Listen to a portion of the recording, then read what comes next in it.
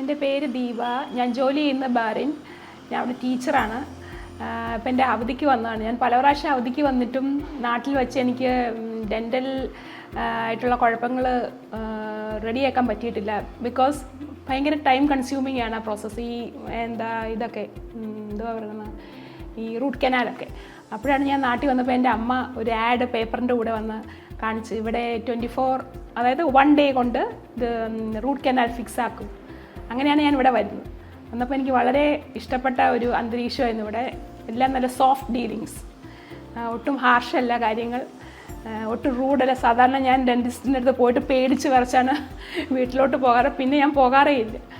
ഇപ്പം ഇവിടെ വന്ന് എനിക്ക് ഭയങ്കര ഒരു നല്ല അറ്റ്മോസ്ഫിയർ ആയിരുന്നു.